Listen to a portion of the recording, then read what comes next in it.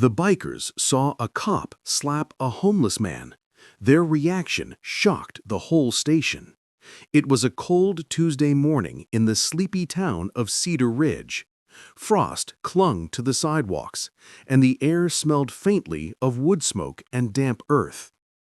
Outside the local police station, a small crowd had gathered, not out of curiosity, but out of routine.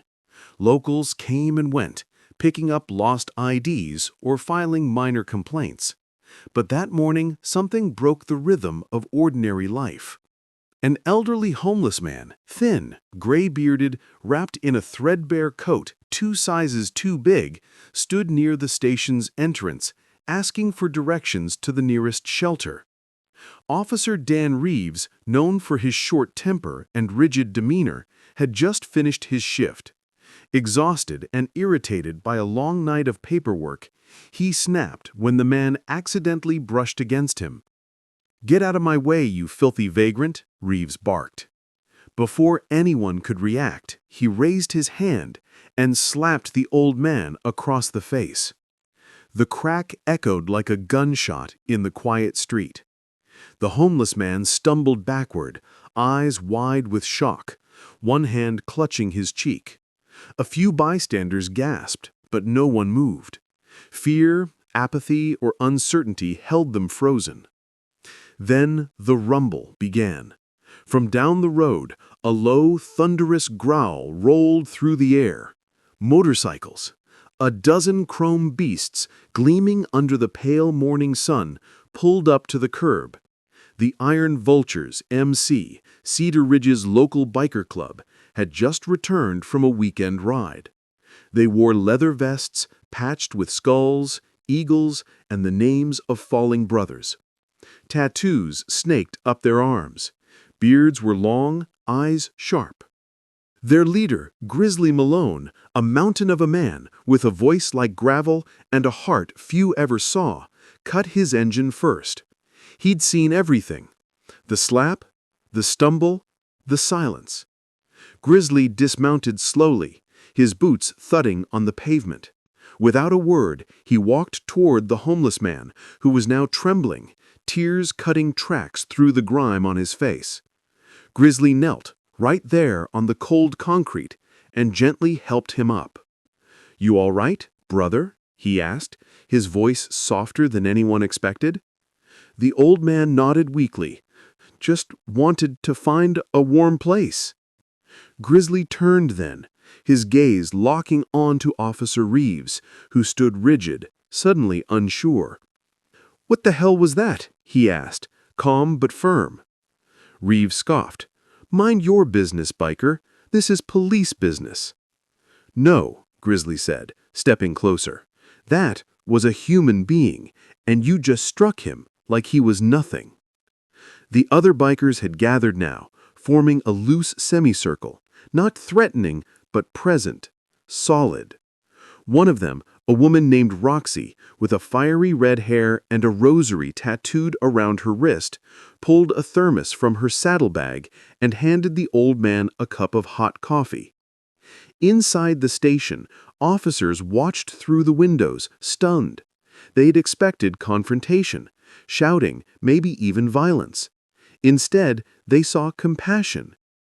Grizzly turned to the crowd. "Anybody got a spare coat? Blanket? This man's freezing." A young woman from the bakery across the street ran inside and brought a thick wool blanket. An elderly man offered his own gloves. The community, once paralyzed, began to move, awakened by the unexpected humanity of men society often feared. Then Grizzly did something no one anticipated. He walked into the police station, not with fists raised, but with quiet dignity. He asked to speak to the chief.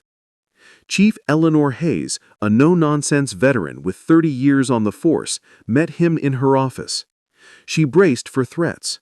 Instead, Grizzly laid out what he'd seen and what he believed should happen. "I don't want violence," he said. "I want accountability. That man out there, he's somebody's father, maybe a veteran, maybe just fallen on hard times, but he ain't less than you or me." Chief Hayes listened, And for the first time in years, she questioned one of her own. Later that day, Officer Reeves was placed on administrative leave pending an internal investigation. The homeless man, whose name was Harold Jenkins, a retired mechanic who'd lost everything after his wife's death, was taken to a local shelter by Roxy and two other bikers. They even arranged for him to get a hot meal and a medical checkup. But the real shockwave came the next morning. The Iron Vultures returned, not to protest, but to deliver. They brought donations, coats, sleeping bags, canned food. They partnered with the shelter to create a weekly outreach program, and they invited Chief Hayes to join them. "I used to think guys like you were trouble," she admitted, standing beside Grizzly in the shelter's parking lot. "And I used to think cops were all like Reeves," he replied with a half smile. "Guess we both learned something." The story spread, not as a tale of rebellion, but of redemption, of unexpected allies, of how kindness can roar louder than engines. In the weeks that followed, Cedar Ridge changed. Officers began community walks, not in patrol cars, but on foot, talking to people like Harold. The town held a fundraiser for the shelter, and every Sunday, rain or shine, a group of bikers could be seen sharing coffee with the homeless, listening to their stories, treating them like people, not problems. Because sometimes justice doesn't come with sirens or handcuffs. Sometimes it arrives on two wheels, wrapped in leather and empathy, reminding us that humanity has no uniform, and that the hardest hearts can still choose kindness. And all it took was one slap, and a group of bikers who refused to look away. If you believe in kindness and second chance, please like, share, and subscribe to ACA Storytales for more emotional stories. Your support helps us spread hope to millions. Thanks for watching.